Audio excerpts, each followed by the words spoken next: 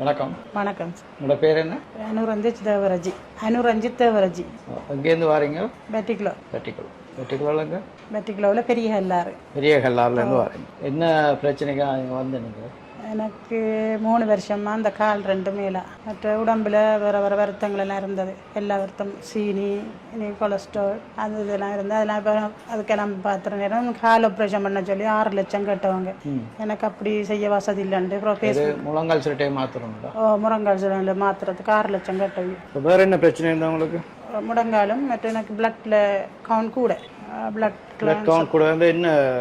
Blood cancer. டபிள்யூபிசியா, ரெட்பிசியா, செங்குளியமா, வெண்குளியமா? வெண்படலம் கூட. வெண்குளியம் கூடுதலாக இருந்தது. கூடுதலாக டபிள்யூசி வந்து ஃபுல் கவுண்ட் கூட இருக்கேன்னு சொல்லி அதுக்கு ட்ரீட்மெண்ட் செஞ்சது. குளுசை தான் பாவிச்சுட்டு இருந்தேன் நான்.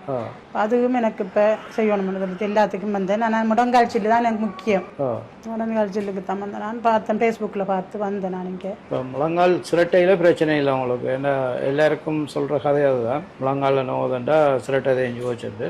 முழங்கால் சிரட்டைக்கும் மூட்டு வலிக்கும் சம்மந்தம் இல்லை. அது முழங்காலில் வர பிரச்சனை முள்ளந்தண்டில் முழங்காலுக்கு வர நரம்பு நசி வர்றதால வர பிரச்சனை. நாரியிலேருந்து தான் பிரச்சனை வருது. இப்போ நாரிக்கு ட்ரீட்மெண்ட் செய்யணும். அது நேரம் லோக்கல் ட்ரீட்மெண்ட், அதாவது முழங்காலுக்கும் ட்ரீட்மெண்ட் செய்யணும். அந்த இடத்துல உள்ள நோவை மாற்றுறதுக்கு ரெண்டையும் சேர்ந்து செய்யக்க பிரச்சனை முழுமையாக சோமாகும். அந்த முறையில் நாங்கள் சிகிச்சை வழங்குறது. நோய்க்குரிய மூல காரணத்தையும் சுகப்படுத்தணும், அறிகுறியையும் சுகப்படுத்தணும். முழங்காலில் வர பிரச்சனையெல்லாம் என்னோட அறிகுறி. நாரியில் ஒரு நரம்பு நசிப்படுறதால வரக்கூடிய அறிகுறி தான். அது எந்த நரம்பு நாரியில் நசிப்படுவதோ அதுக்கேற்ற மாதிரி எங்களை காலில் அறிகுறிகள் காட்டும். வெரிகஸ் வெயின் வரும், கால் படைச்சு கொண்டு போகும், இறுக்கமடையும், தசைகள் எல்லாம் இறுக்கமடையும், நடக்கலாமல் இருக்கும், வீக்கம் வரும். எல்லாத்துக்குமே நரம்புலேருந்து காலுக்கு நரம்பு சிக்னல் ஒழுங்காக வராமல் இருக்க தான் காரணம். இப்போ ரெண்டையும் நாங்கள் சரி பண்ணோம்னு சொன்னால் முழங்கால் பிரச்சனைக்கு சிரட்டையை மாற்ற வேண்டிய அவசியம் இல்லை. தேவையில்லாத வேலை தான் உண்மை. ஏன்னா முழங்கால் வலிக்கும் முழங்கால் சிரட்டைக்கும் சம்மந்தம் இல்லை. ஆனால் முழங்கால் சிரட்டைக்கு நேரு தான் வலி தெரியும். அதால் ஆக்கள் யோசிக்கிறதும் அது சிரட்டையில் தான் வலி தருதுன்னு சொல்லி. அது முழங்கால் சிரட்டைங்களை முழங்காலுக்கு இருக்க ஒரு பாதுகாப்பு மூடி மாதிரி தானே. அதால்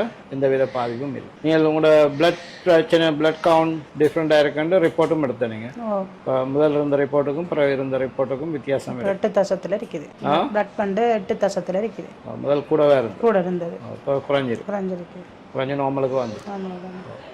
அது நீங்கள் பயப்பட தேவையில்லை. உங்களுக்கு பயப்படக்கூடிய ஒரு பிரச்சனையும் உங்களுக்கு இந்த ட்ரீட்மெண்ட் செய்ய அதுவும் தானாகவே சரியாயிட்டு. என்ன சொன்னால் அங்கட உடம்புல இருக்கக்கூடிய சில உறுப்புகள் சரியாக தொழிற்படாத நேரத்தில் ரத்தத்துக்கும் பிரச்சனை வரும். அதில் நாங்கள் சரி பண்ணாக்க ரத்தம் சரியாக முக்கியமாக மண்ணீரல், கல்லீரல், அந்த மாதிரி பித்தப்பை, இந்த மாதிரி உறுப்புகள் சரியாக இயங்காட்டி எங்களுக்கு ரத்தத்தில் பிரச்சனைகள் வரும். அந்த உறுப்புகளை சரிப்பட்டி விட்டால் அதில் சரியாக இயங்கினா எங்களுக்கு பிரச்சனை இருக்கா. உங்களை மாதிரி நிறைய பேர் நாட்டில் சிரட்டையை வட்டி போட்டும் இருக்கிறோம், சிரட்டையை மாற்றி போட்டு. ஆனால் அது இதுக்குரிய தீர்வு இல்லை. நிறைய பேர் தான் அதுக்கப்புறம் தான் கடுமையாக வலிக்க தொடங்கும்.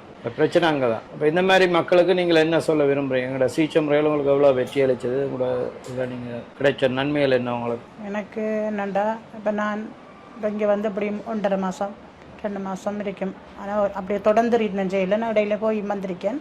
ஆனாலும் எனக்கு முதல் இருந்ததுக்கும் இப்போ இருக்கிறதுக்கும் எனக்கு நல்ல முதல் நான் உடம்பெல்லாம் சரியான சோர்வும் முள்ளந்தண்டு கடுக்கிறதும் அதெல்லாம் நான் நினச்சிட்டு காலை பற்றி நான் செய்கிற கால் சும்மா நான் சரியானது.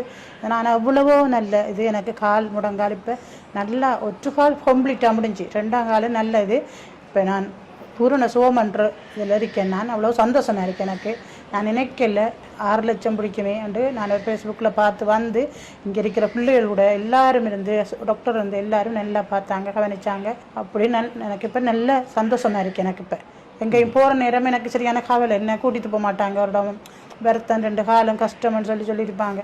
ஆனால் அந்த நேரம் நான் கவலைப்படுறேன், இப்படி என்ன செஞ்சுட்டார் கடவுள் இந்த வயசுலான்ட்டு போட்டு கவலைப்படுற நேரம். ஆனால் இப்போ எனக்கு துணிஞ்சு நான் தனியாக போவேன். பஸ்ஸில் ஏறி பெட்டிக்குளோக்கு நான் போவேன் தெரியும். முதல்ல என்ன கூட்டிகிட்டு வரணும், கையை பிடிக்கணும்.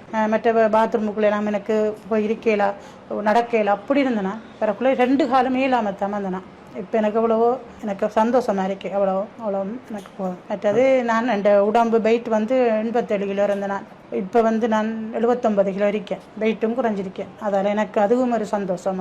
6-7 கிலோ 7 கிலோ இன்னும் தொடர்ந்து செய்தால் இன்னும் குறையும். 8 கிலோ குறையணும். ஆனால் இன்னும் நீங்கள் அந்த 100% உங்களோட பழக்க முறையை மாற்றலை.